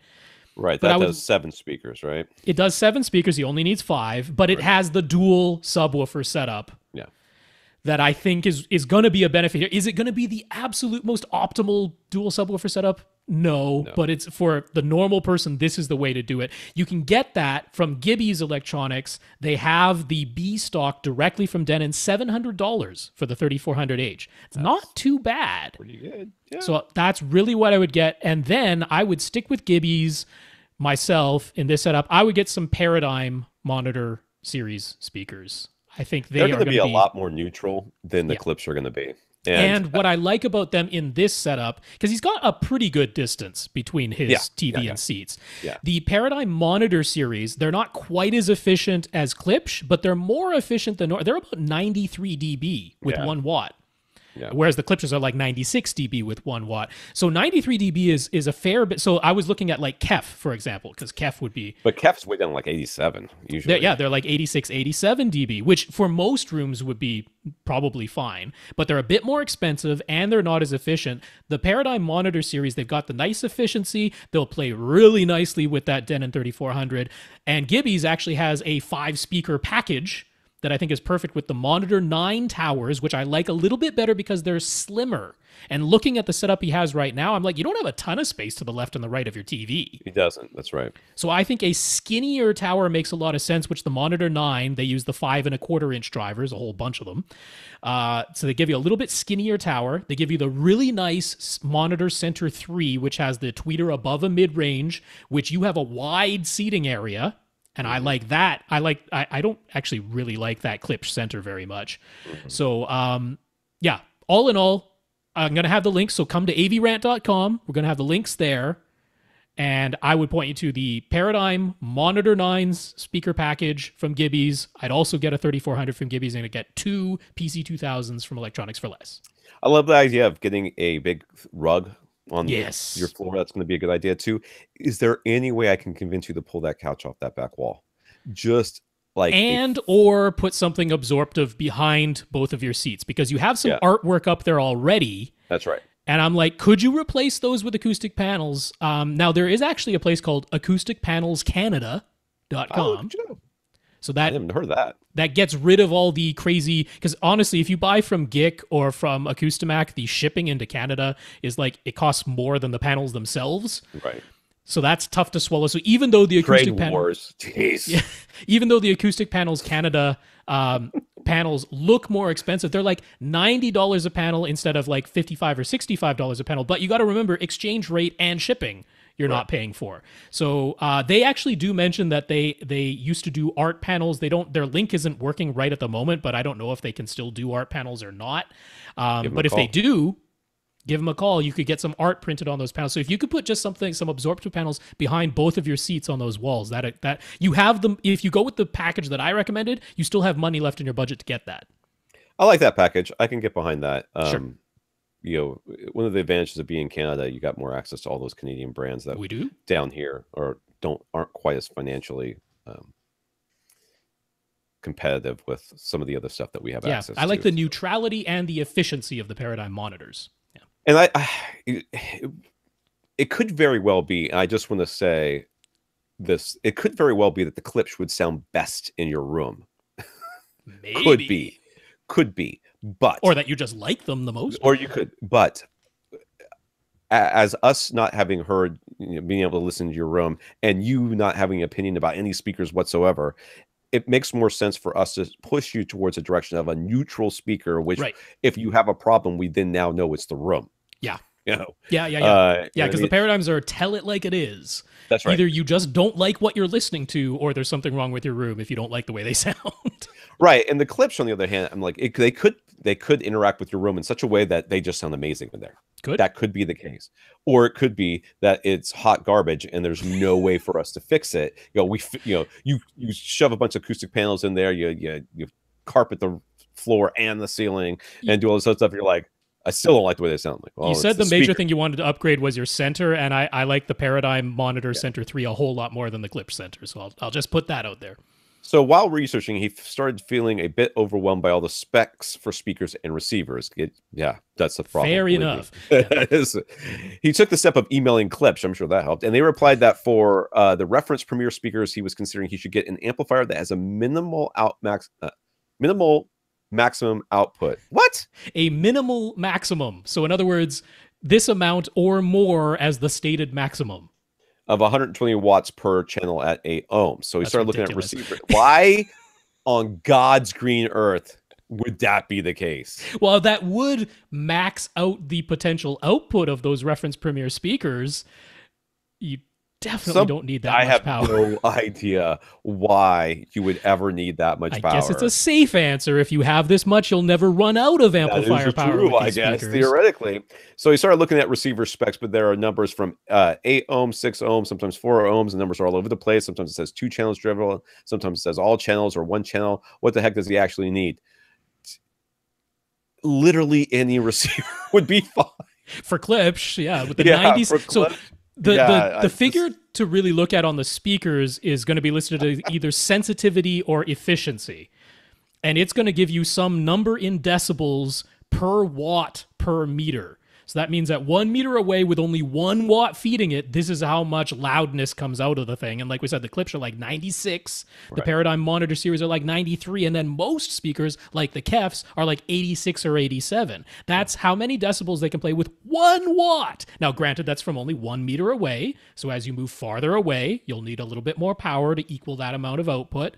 But yeah, honestly, if you just go with the package we recommended, we will guarantee that you are safe there. That's the easiest way to settle your mind. Honestly, I mean, you would have been safe with the Klipsch package too. Oh, you certainly would have. You certainly would have. In fact, if you just took the Klipsch speakers and stuck them with everything else we said, without this, that would have been fine too. Absolutely. no problems here. But you can run into an issue with say you got an 83 decibel output speaker and you're trying to power it off a 20-watt amplifier or something. That can be a problem. 3 meters away. That could be an issue. This is not going to be your problem. So you came across electronicsforless.ca, and now we've also mentioned Gibby's. If he's looking to get the best deal, would it be worth calling them on the phone and trying to haggle? Where are you from? do people haggle in Canada? Because we don't haggle in America. We don't. Honestly, it is worth it. Gibby's really? Almost always will cut you a deal. There you go. Electronics for less. Not so much haggling, but they'll put together like a package deal if you're getting a bunch of stuff from them. Sure, why not? I mean, it's put it this way: it doesn't matter what country you're from or where you're shopping. Calling and asking for a deal will never result in you paying more. They're not going to say, not only do you not get the deal, but it's an extra $100 just for you. I will tell you, it's absolutely worth calling Gibby's for sure. Yeah. Carl, it's a new question finally. Carl shared an article addressing complaints that Solo, a Star Wars story, looks too dim at many movie theaters. Some people blame the choices of cinematographer Bradford Young, who openly talks about his enthusiasm for shooting in low light now that digital cameras can capture so much detail without the need for bright lighting. But other professionals blame the theaters, where everything is now so automated and no one is actually checking the calibration of the projectors. What's our take? I did not read this. I did not know this was here. I did not get this far down these questions. I've had a sixth son. And so I did see Solo, a Star Wars story. Go. I won't tell you anything. Honestly, I truly believe the issue here is that they reshot 70% of that movie in 10 months. They were 10 months away from release when Ron Howard was brought in to reshoot 70% of the movie, which means some of those sets are not so detailed and they kind of shot stuff in a lot of shadows and a lot of grays and a lot of browns to hide the fact that they did not have time to build all these new sets. That's what I think is going on in this particular movie, because it did look kind of dingy and dark, but I'm like, yeah, there's a reason they're rolling around in the mud and not showing you any of the background right now. Yeah. Well, I mean, you can look at the perfect example is Justice League. Sure. Justice League was shot, all the Zack Snyder stuff was shot with the idea of a certain color palette. Mm-hmm. And when they switched directors and decided that all this dim, dark, grim, dark crap that had been doing was not working, which is, what happens when your movie comes out and flops, but you're already filming the sequel because you think you're Peter Jackson and you're not. They change the color palette. You can look at that movie in some scenes, you're like, why does the costume look so bad? Why does that costume look so bad? You're like, it's because the lighting. It was meant to be shot in certain lighting. And there was a time crunch on that one too when Joss Whedon was brought in. I mean, we were watching Guardians of the Galaxy 2 last night, right? And the opening scene with Groot running around, the fight going on, and everything else. The very, very opening scene of Guardians of the Galaxy 2. I look over at Lee and I said, in Justice League couldn't get Zach Henry Cavill. Yeah, could get his mustache off. Nope. Right? How? Well, it's because of time crunches and stuff like that. Now, that being said, I am 100% ready to believe that the theaters aren't calibrating, aren't paying attention to stuff. Well, I was thinking, I am 100% behind that. When we get to watch this in HDR, it's going to look a whole lot better. I was definitely thinking that. Yeah. Yeah, but still, so. there's plenty of shots where there just isn't detail, and I'm convinced it's because they just didn't have the time to build all new sets for all this stuff they were shooting. So, well, this is not. I mean, there's so many movies that I just wish that like they rushed the theatrical release, and afterwards they would go just like, all right, before we put it on a Blu-ray, let's fix this because people. Well, it's a bit like the difference between a Marvel movie and then Agents of S.H.I.E.L.D. It's like one of these things clearly had a lot more money and time invested in it. Everett says he understands the idea of setting subwoofer levels using an SPL meter before running auto setup. But what about all the other speakers? Is there anything to be done with an SPL meter before running auto setup for any speakers besides subwoofers? It used to be that you had to. There wasn't any auto setup. There was only you with your. When I started this game, there was no auto calibrations, and the ones that there were that came out, at least at first, were very unreliable at the very beginning. Yes. Very bad, and there was also some misunderstanding too. You would see the distance on your subwoofer be like across the street from your house. And you're like, why is the distance? And we didn't really understand what was going on. So there was some misunderstanding on our parts too. But the short answer to this is no. You don't have to do anything. No, just remember your subwoofer has its own separate amplifier with its own separate volume control, whereas the speakers, well, I suppose if you had self-powered speakers... Right. And that's one of the reasons why we don't. And every once in a while we get that question. I think self-powered monitors are so much better than regular speakers. Why don't we have self-powered monitors? We don't have to have amplifiers in our receivers anymore. I'm like, yeah, but then you have to run, or cables to all of your speakers, because it's still So in other words, if there are two places to adjust the volume, one inside your AV receiver and another inside the speaker or subwoofer itself, because it has its own amplifier built into it, in that case you probably need to adjust things before running the auto setup so that your trim levels aren't wildly out of place. But for most people where the speakers are being powered by the AV receiver, in that case there's only one place to control the volume, that's in the AV receiver, and the auto setup will do that just fine by itself. Mark has a theater area that opens up to its entire 1,300 square foot basement, and he has, three significantly different subwoofers: an SVS PB2000, a Klipsch Sub 12, and a Polk PSW 505. At first, he simply put each sub in a different corner and level matched them for his main listening position. He tried adding a bit of delay and some parametric EQ via Room EQ Wizard and Mini DSP, but it was only ever okay in his main listening position. It was wildly different from seat to seat. So then he used a UMic 1 and Room EQ Wizard to measure each subwoofer one at a time. He discovered that the two subs at the front of his room were producing several large dips, so he tried moving his subs around, all trial and error, and eventually wound up with the uniformity as good as he could get it across the three different seats. And there is a graph, and you will see that there is a suck out at 20 and then something weird going on below 20 hertz, and then things seem to go mostly together. Ups and downs are pretty uniform, generally so, generally speaking, except it kind of screws up. And the levels are different. These are three different seats that we're looking at, but overall he's right. The uniformity from seat to seat in terms of things going up at the same place and down at the same place. Now, there's one that's sort of around 27 hertz where one seat's going down while the other two are going up. Right. And then there's another just sort of, between 50 and 60 hertz where two of them are going down while another one is going up. Right. So it's not ideal, but it's better than what he was describing initially, for sure. Right. So you decided to try a recommendation for the Molt Sub Optimizer software. This meant taking a whole bunch more measurements from each sub, from each seat, and then he fed all that into the software along with his selected target curve. And after he crunched the numbers, he remeasured across the same three seats as before, and we see something a lot more uniform. It goes pretty well. But then it really drops off after 50 hertz.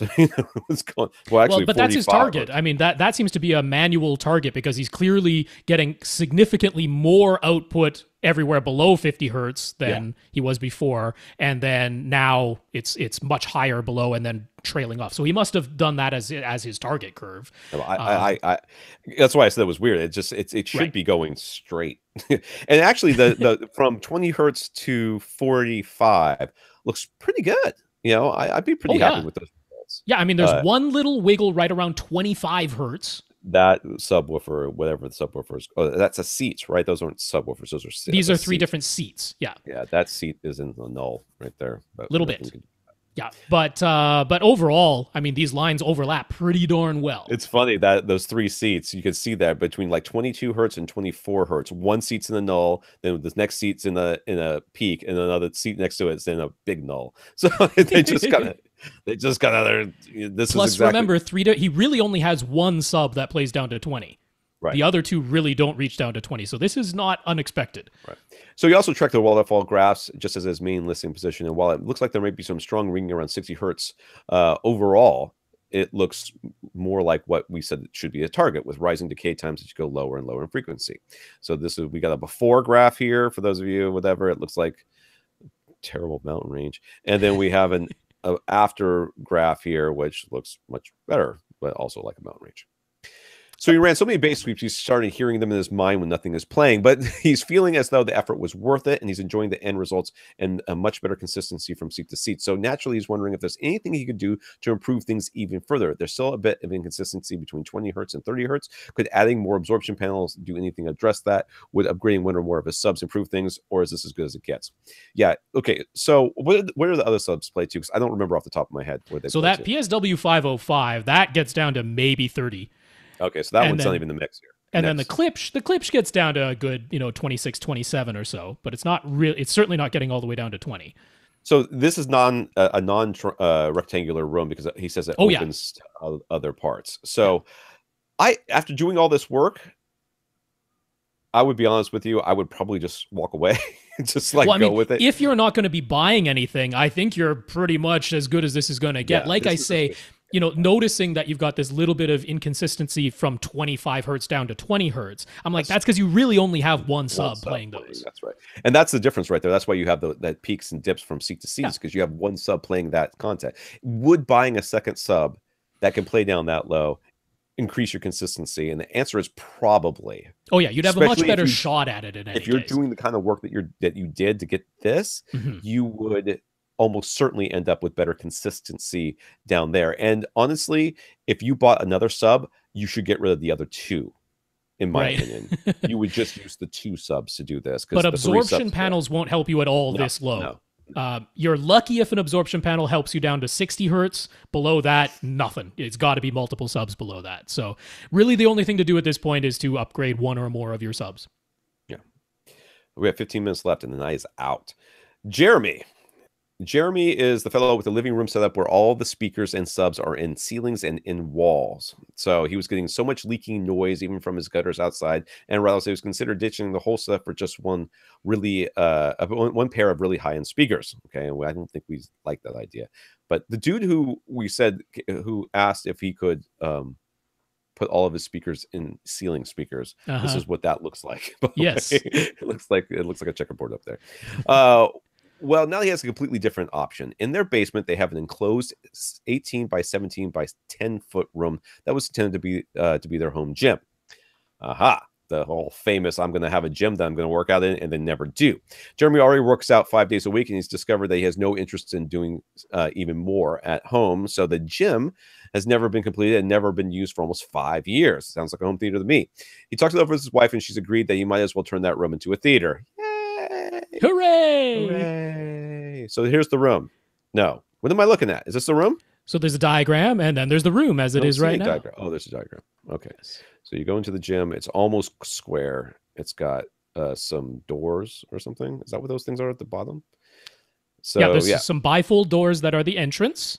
Okay. At the moment, he's got mirrors installed because he was expecting this to be a gym. I never really understood the mirrors in the gym thing. And then, you want to look at yourself because you're all sweaty and sexy as you're working out. And then, I am not. I am 50% of those things. And then, what's at the back of the room is one closet door. So that's single solitary closet door with a little chair next to it. Yep. All right. So he has no intention to completely rebuild the room, so it won't have. So it won't have double drywall or room within a room or any of that nonsense. But he can take down the mirrors, lay down carpet, and he's willing to cut and patch small areas of drywall for running wires and whatnot. He's also willing to take down the ceiling fan, and the only uncontrolled sources of light are the small glass block windows high on one side, which should be easy enough to cover, and the glass panes in the entry doors, which are about his only concern as far as soundproofing and light control goes. He expects to have the closet at the back, meaning the screen will be to your left when you come in through the door. He expects to have the closet at the back. The closet door at the back. So where the mirrors are right now are the front wall, right? Is that what? Yeah, he's got mirrors on two walls, but where the TV is right now is going to be the front wall. Oh, this is so confusing. All right, there's a TV in there right now. That's the front wall. There's a single door on the opposite wall. That's the back wall. That's the closet. If you look at the diagram, it's pretty clear there. I see it. Okay, so that's the back of the wall, and then there's the TV. Oh, those are mirrors. Okay. Yeah, there's mirrors all over the place in here. Okay. All right. He expects to have the closet at the back, meaning the screen will be to your left when you come in through the door. He'd like to sit 12 feet from the screen, and he's leaning towards one fairly wide sectional rather than home theater recliners. So what do we think? Let me see. How big is this room? 17 by what? 18? Right? Yeah, so it's not quite 17 feet wide. It's a little hair over 18 feet long, and then it's about 10 feet tall. Right. 17.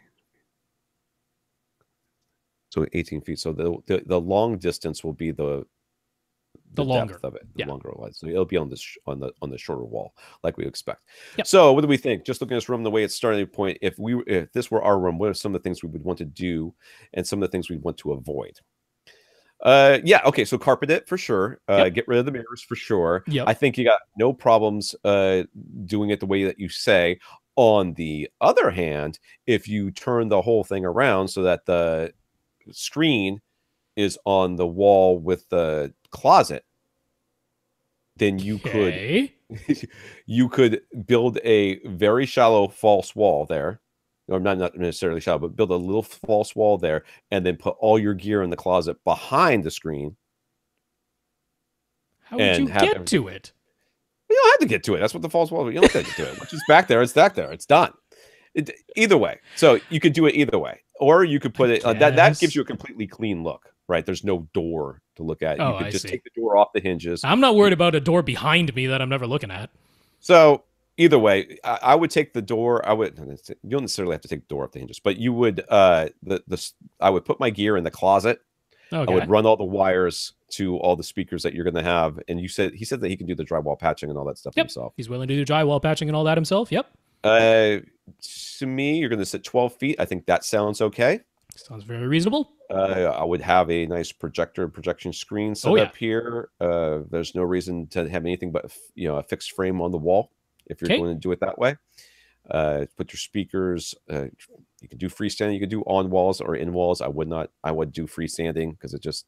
Oh yeah, I always go. I don't bother with the in wall and the in ceiling stuff. I'm like, I want my stuff surface mounted. Don't worry about soundproofing that way. You can move things if you need to. 10 feet tall, he said? 10 feet tall, 10 feet tall. Plenty of space. Pretty tall space. So you could do in-ceilings, or I think he's already had a bad experience with in-ceiling speakers. Yeah, he doesn't want them, Maybe just get the Focal little birds for the ceiling, the Focal birds for the surrounds and surround backs, and then up front, pick your poison. Everything else will play nice with the birds. So... yeah, but the only thing I'm going to question in here is whether I want different screen sizes and shapes as an option. No, he's not going to want that. He's asked about screens anyway, so we can talk about it then. Okay. But no, it seems pretty good. He's trying to decide on screen size, and one of the things that concerns him is having enough room for his front speakers. He's thinking he might go for a 150-inch screen, but then was concerned that such a large screen might force his left and right speakers too close to the corners. One idea that was floated to him by an installer friend would be use 3 horizontal center speakers. That way all 3 could go above or below the screen without worrying about how much space is available on either side, what we recommend.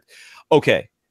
We've already had non-standard setups in your house, and you don't like them. Stop listening to people who tell you to do stuff like that. That's how you ended up with everything in the walls to begin with. Yeah. That's how you ended up with what the system that you are now abandoning downstairs or upstairs or wherever that place is. So, no, I don't agree with that at all. First of all, you're going to be sitting 12 feet away from a 150-inch screen. What's that? That sounds big. That's big. 135 would get you the 45-degree field of view that I would personally want. I would not go bigger than... I would not go 150. I think 150 sounds too large. 135 is really nice because that is also exactly 10 feet wide. And you've got a not quite 17-foot wide room, so you got a good 3 feet on either side, which is plenty to put speakers on either side of a 135-inch screen. I'd go 135 in here all day long. If you are really questioning this, then go to a movie theater, sit in your preferred seat, and then count the ceiling tiles. Yep. Like during the count the ceiling tiles from you to up there, and then the ceiling tiles across. It's as long as they're square, and then do the ratio there, and then figure out how many feet you are, and then how many feet across it should be in order to get that same ratio. And I doubt you're going to get 150-inch screen. But also, nothing in here is forcing him to lock his seats exactly 12 feet away. You could scooch them a little. Their seats. You could scooch them a little closer if that's what you want. I would do 135 and then give yourself plenty of room on either side for your your speakers, and then if you're like, I want the screen to be a little bit bigger, then move the couch. Move the couch a little bit closer. Yeah, I mean, you have the room in here. You could do a false wall, acoustically transparent screen, center exactly behind the middle of the screen, even your front left, right's behind the screen if you really wanted to, but. I mean, he's talking about he wants to save some money a little bit later on. I'm like, that's all getting kind of unnecessary. So 135, there's space for your speakers all around that. If you want it a bit bigger, scoot your seat closer. So he doesn't want to go crazy with the budget. There you go. And would prefer to save money wherever possible. Would it make sense to go with a silver ticket screen? Any reason to consider some sort of specialty screen with a gray material or fancy? No. This is going to be a light control room. Go with silver ticket. Just walk away. that's what I would do. You know, you're going to want to cover that small amount of windows that you've got up there, which that shouldn't be just some blinds could cover that. Yeah. And then you've got these you know, the lights in your doors to the entryway, but I mean, you could put a curtain over your entry, or you could replace those doors. Yeah. So light controlled, silver ticket would be absolutely fine. The only question is if you want masking, but that's a lot of extra money. A lot of extra money. Yeah, I don't think so. Gaming and movies in 4K and HDR are priorities. What are our thoughts on a JVC versus a Sony projector in here? Cost is one of the big considerations, and what's your priorities? So, I mean, yes, you say that 4K and HDR and gaming and movies are all priorities. Yep. So that's pretty much all the things that there are. And so do you care about wobble versus not wobble? Because you can save a lot of money going with wobble. Do you care about absolute black levels? Do you care about latency? Do you care about, I mean, what is the most important? Because that's all of the things. Well, I mean, really, it comes down to the JVCs have deeper black levels. For HDR, I think they look better because they've got the higher contrast, the natively higher contrast. So the little bright thing right next to the very dark thing looks more contrasty on a JVC. So if you say HDR is a priority, there's that. The only thing you're giving up is that it wobbles to do the 4K instead of being genuine 4K. The Sony, I mean, the 385 is a beautiful projector, but it's $8,000 versus $4,500 for the X790. So if you're looking to not go crazy on the budget, I think the JVC wins here. Yeah. The room is going to be the theater. This room is going to be the theater. So the theater setup in this living room is going to go away. As such, it's got a lot of holes in the ceiling. He intends to use the Marantz AV7704 and Emotiva XPA11 that he already owns to power a 7.2.4 setup. He absolutely does not want in-wall or in-ceiling speakers this time. He's done a bit of auditioning so far. He's like the Revel Performa 3 speakers. He liked them a bit more than the Paradigm Prestige speakers and a fair bit more than the more expensive B&W speakers he listened to. Should he just go with Revels? Yeah, go with Revels. I did. Well, I mean, if he likes them, I want him to audition the ones that he can return for free. Well, yeah, you could do that too. But I mean, honestly, at this point, if this guy's already he's been once burned. You know what I mean? So yeah, but it seems like he's only considering store brands, right? That's true. Audition some Aperia and Varus Grands because you can return them for free shipping both ways. Audition some SVS Ultras because you can return them for free. I would like you to audition some Ascend speakers because I think they're really, really good and they might float your boat, but they are not free to return. You do have to pay return shipping on those. So, yes, but I still think that you don't need to go with Revels all around. Right. Yeah, your front three surrounds and your overheads can all be from the Focal line that we've been talking about. Because those are really convenient for being on your wall and on your ceiling with a fully pivotable mount and very easy to mount. Yeah. Although I will say Revel does have good on-wall speakers that I would be happy to recommend. So if you want to stay all Revel, you can definitely do that with them. Because not everybody does, right? There are some brands where I'm like, I don't like their on-wall speakers, but Revel, I do. So that's okay. But there is no reason why you can't listen to some of these other speakers as well. So sure. If and it could end up being Prime Satellites or Prime Elevation speakers could be what he mounts, right? Sure. From SVS. That could easily work. Yeah. So his living room subwoofers were in-wall, so you won't be doing that again. So he needs new subs. Which ones and how many and where would you position them? Front left corner, rear right corner. Wouldn't you go front right corner, rear left in here because the doors are in the front left? Doesn't matter. I'm not even looking at the stupid picture. You could also just do the midpoints of the two side walls. That'll work in here just fine. No, isn't the door in the midpoint of one of the side walls? No, the door is in front of the midpoint, and the seats are going to be behind the midpoint. If you went cylinders, so first of all, Honestly, SVS 2000 series is perfect for this size room. It's about 3,000 sure. cubic feet. That's on the very low end of a large room or the very high end of a medium-sized room. Yeah. 2000 series is ideal. I'm going to say go cylinders. They save on floor space. If you put them at the midpoints of your two side walls, even if someone brushes against them, they're not going to cut their shin on a sharp corner or anything, being a cylinder and kind of soft. Yeah, PC 2000 cylinders, two of them, either the mid-side walls or diagonally opposite corners. I agree. Woo! That's it, right? It's got to be. You said you need to go. Yeah. I already scrolled up. I can't remember if there's another question after that. Oh, there's lots of questions, so I'm going to mention. Okay, so quickly here we got Chad, who has asked quite a few questions. Joseph, Mark, twirling, Just Jay, that is Jay.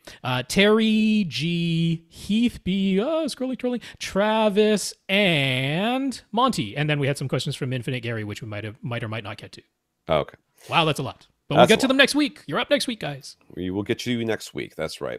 Once again, we want to thank our listeners of the week. We want to thank Stephen, Jeremy, and Joseph for going to www.avrant.com and clicking on the Buy Us a Cup of Coffee link and leaving us a PayPal donation.